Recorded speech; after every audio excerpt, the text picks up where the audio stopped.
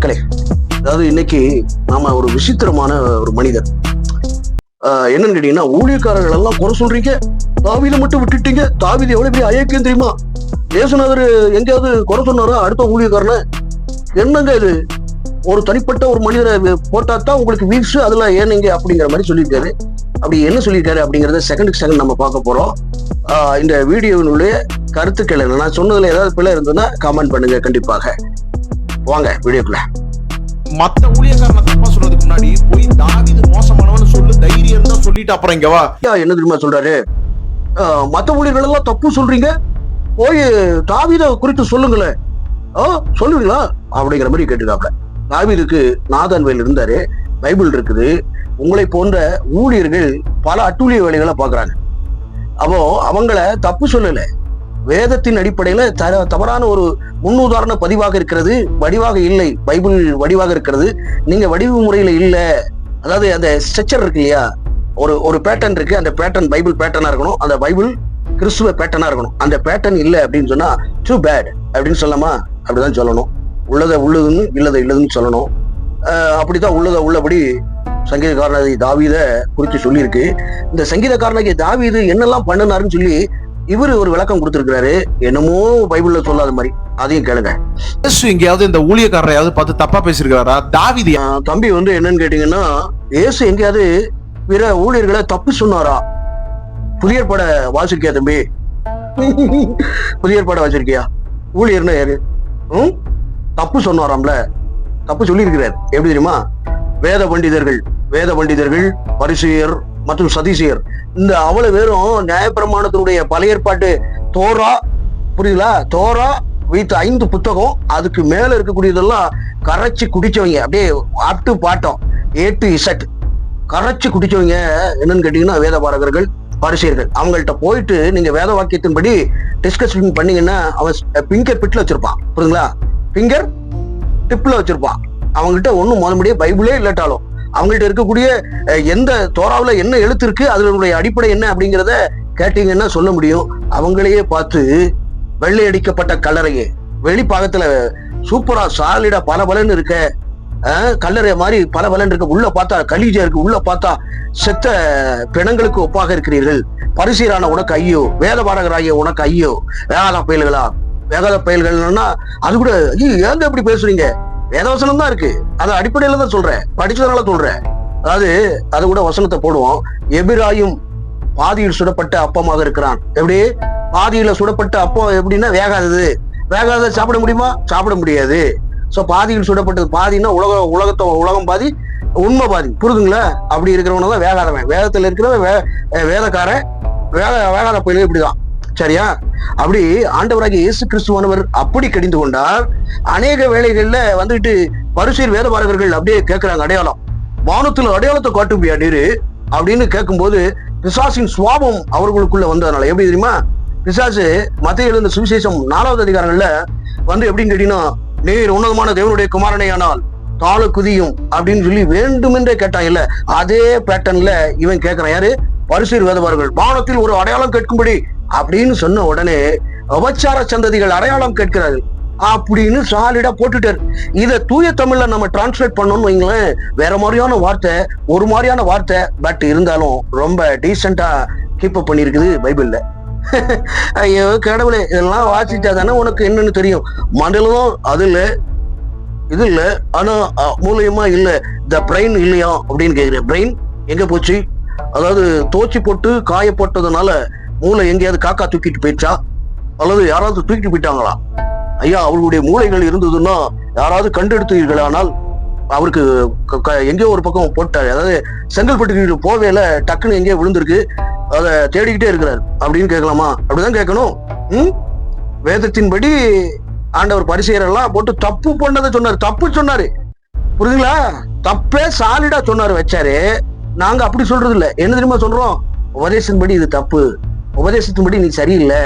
வேதம் திட்டம் தெளிவா சொல்லுது. ஒரு ஊழியக்காரர் இருக்காரு அப்படின்னா இவன் செய்யறது எப்படின்னா, அப்படியாக பிரியமானவர்களே, அப்படியாக கடந்து போகிறதான அந்த நேரத்திலே சங்கீதங்கள் 99ஆம் சங்கீதம் அதிலே அத்தியாயம் 3 நாம் வாசிக்கிற போது ஆண்டவராகிய இயேசு கிறிஸ்துவானவர் இப்படியாக குறிப்பிடுகின்றார், தேவனே எனக்கு சுத்த இருதயத்தை தாரும் என்று சொல்லுகிறார். ஆக அப்படியாக கடந்து போகிறதால அந்த இருதயத்தை ஆண்டவர் சுத்தம் பண்ண விரும்புகிறார். பிரியமானவர்களே, உங்களோடு கூட போராடுகிற பொல்லாத ஆவிகள், பொல்லாத பாவிகள், இப்படி பலதரப்பட்ட கோணத்தில் பயணிக்கக்கூடிய அத்தனை பேரையும் ஆண்டவர் நிர்மூலமாக்கும்படி சுத்தம் கொண்டிருக்கிறார். பிரியமானவர்களே, அப்படியாக கடந்து போகிறதான மக்கள் ஜிபேவிலையோ அல்லது போட்டு காணிக்கை வாங்குறது ஊழியம் கிடையாது, அட்டுழியம். புரியுதா? இதைத்தான் நம்ம சொல்றோம். பரிசேயர்களை பார்த்து அப்படி சொன்னாரு.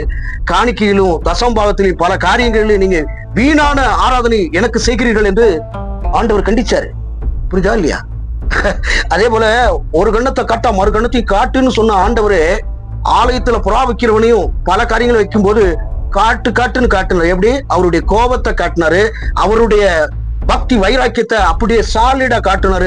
காட்டுன்னு காட்டினாரு. காண்டேத்துற மாதிரி அப்படியே இது பண்ணிட்டு அப்படியே ஓடியே போயிட்டாங்க. திருச்சிக்கு போல திருச்சிக்கு போயிடுறது போல தெரிச்சு ஓடிட்டானுங்க. சரி, மேல என்ன சொல்றாரு? இருக்கிறதுல கேவலமான ஈன பிறவிதாங்க அவன். நான் இன்னைக்கு ஓப்பனா சொல்றேன் உங்ககிட்ட, தாவீது எவ்வளவு மோசமானவன் தெரியுமா? தான் பொண்டாட்டி உயிரோட இருக்கும் போதே இன்னொரு, உண்மையிலே தாங்க, நான் உங்களுக்கு புரியறதுக்காக சொல்றேன், அவளை கடத்திட்டு வந்து அவளோட செக்ஸ். எவ்வளவு கொச்சையா பேசிருக்கு, அதை பீப் பண்ணி போட்டிருக்கேன். அதாவது இவ்வளவு அநாகரிகமாக எவனாலையும் சொல்ல முடியாது. பைபிளும் அப்படி சொல்லல, ரொம்ப டீசெண்டா கீப் அப் பண்ணிருக்கு. என்னன்னு கேட்டீங்கன்னா, ஏன் தாவீது அவ்வளவு மோசமானவங்க, உரியாவினுடைய மனைவி எடுத்தாங்க சொல்ல வேண்டியதானே? ரொம்ப மோசமானவங்க, அப்படி பண்ணாங்க இப்படி பண்ணாங்க அப்படிங்கிற மாதிரி சொல்லிருக்கானே. இது எப்படி? உன்னுடைய ஆவிக்குரிய கண்கள் திறக்கப்பட்டு அப்படியே உள்ள பொழந்து அப்படி பாத்தீங்களா? வேதம் திட்டமும் தெளிவாக சொல்லுகிறது, இதெல்லாம் பண்ணது கர்த்தருக்கு முன்பதாக அருவருப்பாக காணப்பட்டது அப்படின்னு சொல்லி என்ன பண்ணாரு தெரியுமா? ஆண்டவரு, நம்ம ஆண்டவரு எங்க மறைவில என்ன பண்ணினாலும் சரி அவருக்கு முன்னதாக நிர்வாணமாக இருக்கிறது. உடனே போயிட்டு நாதானை அனுப்பி சாலிடா போயிட்டு ராஜால அப்படியே கம்பீரமா உட்கார்ந்து இருந்தான். யாரு? தாவீது அப்படியே கம்பீரமா உட்கார்ந்துருக்கான். அப்படியே அசால்ட்டா வாங்க அப்படின்னு சொல்லிட்டு வெல்கம் எல்லாம் பண்ணிட்டு உடனே வந்துட்டு நாதான் வந்து சொல்றாரு, அதாவது ஒருவனுக்கு ஒரு ஆட்டுக்குட்டி இருந்துச்சு, அது மடியிலே கொஞ்சம் கூடிய ஒரு ஆட்டுக்குட்டியாக இருந்தது. ஆனால் மற்றவனுக்கோ பல ஆடுகள் இருந்தன, அவனுக்கு அடித்து புசித்து சாப்பிடுவதற்கு அநேக ஆடுகள் இருந்த போதும் இங்க இருந்து எடுத்து களவாடி தின்னு விட்டான் அப்படின்னு சொன்ன உடனே கம்பீரமான ராஜா, பெரிய பயங்கரமான பெரிய அதிரூப பரிசுத்தவான் என்ன பண்ணிட்டாரு அப்படின்னு கேட்டு, அவன் கொலை செய்யப்பட வேண்டியவன் அப்படின்னு சொல்லி சொல்றாரு. அவன் வேற யாரும் இல்லடா, நீ தாண்டா அந்த பய. தேவனுக்கு முன்னதாக இப்படிப்பட்ட பயமின்றி இப்படிப்பட்ட செயலை செய்கிறது என்ன? உரியாவின் மனையை எடுத்தது என்ன? உனக்கு வேண்டும் என்றால் இன்னொரு பெண் பிள்ளையை கூட கொடுத்திருப்பாரு, இன்னொரு ஸ்திரீயை கூட கொடுத்திருப்பாரு, ஏன் இந்த மாதிரி பண்ண வச்ச அப்படின்னு சொல்லி சாலிடாக சொல்லி, நீ பார்க்க நீ இப்படி அதாவது இருட்டிலே செய்ததை ஒளிப்பிடத்தில் செய்தது மாத்திரம் அல்ல, உன்னுடைய பெண்கள் எல்லாரும் வெளியரங்கமாக இஸ்ரவேல் பார்க்க திட்டமும் தெளிவுமாக சொல்லி இது பண்ண உடனே சட்டனாக ஆகி என்ன பண்ணாரு அப்படின்னு கேட்டீங்கன்னா, டக்குன்னு அரியணையில இருந்து ராஜா அரியணையில அவ்வளவு கம்பீரமாக இருந்த ராஜாவான தாவீது என்ன பண்ணிட்டாரு அப்படின்னு கேட்டீங்கன்னா, பதக்குன்னு விழுந்து ஐயோ தேவனுக்கு விரோதமாக பாவம் செய்து விட்டேன் அப்படின்னு சொல்லி கதறுகிறான். இன் பாவத்தை மன்னியும் அப்படின்னு சொல்லிட்டு, உம்முடைய பரிசுத்த ஆவியானவரை என்னை எடுத்துக்கொள்ளாதபடிக்கு பதட்டம், மன பதட்டம், ஆண்டவர் தண்டிச்சா பயங்கரமா தண்டிச்சிருவாரு அப்படிங்கிற ஒரு பயம் அவனுக்கு உண்டாயினது. ஆகிலும் ஆண்டவர் சொன்னதுதான் ஆண்டவருடைய கிரிய பரிசுத்தத்தை குலைச்ச உண்டாக்கணும் அப்படின்னா இவைகளெல்லாம் நடக்கும் அப்படின்னு சொல்லிட்டு சாலிடாக நாதான் சொன்னாரே. வேதம் திட்டமும் தெளிவாக சொல்லுகிறது, ஆண்டவர் பாரபட்சம் பார்க்க மாட்டார், தண்டிச்சாரு. அதே வேளையில ஒரு மகன் பிறந்தது இறந்தது. அவன் விளைக்கிறையும் பயங்கரமானது. அவன் ஒரு அசுத்தமானவன் அப்படின்னு கருதி அவருக்கு ஆலயம் கட்டதுக்கு கூட தகுதி இல்லாதவனாக போனார். எவ்வளவு பெரிய ராஜாவா இருந்தாலும் சரி, நீ டிசைன்ல ரொம்ப அசிங்கம் பண்ணிட்டடா, உனக்கு அந்த ஆலயத்தை கட்டுவது உன்னுடைய மகனாகிய யாரு சாலமோன் அப்படின்னு சொல்லி திட்டமும் தெளிவாக அடித்த ஆண்டவர் அப்படி பைபிள்ல காட்சிப்படுத்திருக்கின்றன. அதை நம்ம பார்த்தோம் அப்படின்னு சொன்னா பைபிளே எழுதியிருக்கு. நாம என்ன சொல்றது? பைபிள் காட்சிப்படுத்தி விட்டது. என்னமோ அவன் அப்படி பண்ணிட்டான், இவன் இப்படி பண்ணிட்டான். What is nonsense? பைபிள் எழுதப்பட்டு இருக்கிறது. எழுதப்பட்டதை நீ சொல்லி இருக்கிற, வேதமும் சொல்லி இருக்கு. யாரு சொல்ல வேண்டும்? சரி, யார போதிக்கணும் யார போதிக்க கூடாது அப்படிங்கிறது ஒரு விவசாயம் வேண்டாம்? மேல என்ன சொல்லலாம்னு கேளுங்க. சொல்லிட்டு இங்க இவன் மனைவிய, உரியாவோட மனைவிய தன்னோட மனைவிய எடுத்துக்கிட்டாங்க. அப்படி பிறந்தவன் தான் சாலமோனு. எங்க நீ பேசு இத பத்தி. இயேசு எங்கேயாவது அதாவது ஆண்டவராகிய இயேசு கிறிஸ்து எங்கேயாவது சொன்னாரோ? தாவீதுக்கும் ஆண்டவர் அவர்தான், புரியுதா இல்லையா? அவருக்கு இத சொல்றது தவறா? தாவீது இந்த மாதிரி கேவலமான பையங்க அப்படின்னு சொல்லி எங்கேயாவது பேசியிருக்கிறாரா? வேலை கிடையாது. அவருடைய சத்துவ கிரியைகளை, அவருடைய வல்லமை கிரியைகளை அவர் எப்படி அவருடைய பரிசுத்தம் என்ன, அவருடைய நீதி என்ன, இவனுங்களை போல இஸ்ரவேலை போல செய்யாதீங்க, பரிசேர் வேதபாரகர்களோட வேகாத பெயர்களை மாதிரி நீ நடந்துக்காத அப்படின்னு சொன்னாரு. அதுதான் அவருடைய பணி. அவர் ஊழியத்தை நிறைவேற்றுறதே வேற இதுல வந்தாரு, கிரியால் நடப்பித்தார். உடனே மாதிரி அப்படியோக பிரியமானவர்களே, நாம் கடந்து போகிறதால இந்த மாதத்திலே ஆண்டவர் கொடுக்கக்கூடிய வாக்குத்தத்தமானது இப்படியாக அப்படின்னு சொல்றது அல்ல. ஆண்டவர் அப்போஸ்தலர் நடபடிகள் 10:32 சொல்லுகிறபடி அவர் நன்மை செய்கிறவராய் சுற்றி திரிந்தார். அவர் வாழ்க்கையில சொல்றது மாத்திரம் அல்ல, கிரியாக செய்தாரியா. ஆனா நீங்க கிரியைகள்ல ஒண்ணும் கிடையாது, ஒரு வெங்காயமும் கிடையாது. ஆனா யாத்திராகமம் வச்சு உருட்ட வேண்டியது, எப்படியாச்சும் வச்சு உருட்ட வேண்டியது, வைக்க வேண்டியது. பைபிள் தான் திட்டமும் தெளிவாக சொல்லிருச்சே. தாவீது உரியாவின் மனைவியை எடுத்துக்கொண்டது எப்படி உனக்கு எப்படி தெரியும்? எனக்கு எப்படி தெரியும்? பைபிளை வாசிக்கிறதுனால தெரியும் இல்லையா? அப்போ நமக்கு ஒரு விஷயத்த சாலிடா யாரு என்ன தவறு பண்ணினா, என்ன பண்ணினாங்க அப்படிங்கறத வேதம் மறைக்காம உண்மையை சொல்லியிருக்கு. யூதாஸ் காரியத்து என்ன பண்ணினார்? அதாவது முத்தம், மோசமான ஒரு முத்தம் அப்படின்னா யூதாஸ் காரியத்தினுடைய முத்தம் கொடுத்து காட்டி கொடுக்கப்பட்டார். அது வேதவசனம் நிறைவேறத்தக்கதாகவும் அது நடைபெறப்பட்டது. 30 வெள்ளிக்காசுக்கு காட்டி கொடுப்பாங்கிற வேத வாக்கியமும் நிறைவேறத்தக்கதாக அதுவும் நடந்தது அப்படின்னு இருக்குது. அதே வேளையில ஆகாப்பு இருக்கார் இல்லையா, ஆகாப்பு ராஜாவோடு எலியா இருக்காரு. அப்படிங்கும்போது சில குற்றங்களை, சில காரியங்கள் எல்லாம் சொல்றாரு, வைக்கிறாரு. அவங்களுக்கு தனிப்பட்ட பரிசுத்த ஆவியானவர் தீர்க்கதரிசி மூலியமாக கனெக்ட் ஆனாரு. இங்க பரிசுத்த ஆவியானவர் எல்லாருக்குள்ளும் கனெக்ட் ஆனதுனால ஒருவருக்கொருவர் போதித்து புத்தி சொல்லி இருக்க வேண்டும். இங்க ஊழியங்கிறது வேற. ஊழியக்கார pastor, I am a pastor, I am a become a pastor, I am a become a reverend, I am a become a prophet அப்படின்னு சொல்றது அல்ல ஊழியம். புரியுதுங்களா? பேரை வச்சிருக்கிறதுனால ஊழியமா? அட்டூழியம் தான் சொல்லணும். ஊழியங்கிறது என்ன? பிறருக்கு சேவையாக பயணிப்பதே ஊழியம். புரியுதுங்களா? அதை வாழ்ந்து காட்டினாரு, அது செய்து காட்டினாரு, சொல்லியும் காட்டினாரு, செய்தும் காட்டினாரு. நீங்க எல்லாம் செயற்கையில ஒண்ணும் கிடையாது. ஆனா எல்லா தப்புகளையும் பண்ண வேண்டியது, எல்லா காரியங்களையும் பண்ண வேண்டியது, மொல்ல மாதிரித்தனம், முடிச்சு வைக்கித்தனங்கள்லாம் எல்லாவற்றையும் பண்ணிட்டு அதுக்கப்புறம் அப்படியாவது தப்பு சொல்லிட்டீங்க, இதையா சொல்லணும், அப்படி சொல்லணும், வைக்கணும், இது சொல்ல வேண்டியதானே அப்படின்னு கேட்குறீங்க. பத்தியா, பைபிள் சொல்லாததா சொல்ல முடியும்? ஆல்ரெடி பைபிள் சொல்லியிருக்கு, உனக்கு எப்படி தெரியும் அப்படின்னு நான் கேட்க முடியும். பைபிள் உன்னை பத்தி சொல்லல, ஆனா பரிசுத்த ஆவியானவர் எனக்குள்ள நீ ஒரு ஃப்ராடு அப்படின்னு நான் சொல்ல முடியும். நீ என்ன சொல்றது, ஒரு பேசுற விதத்துல இருக்கு.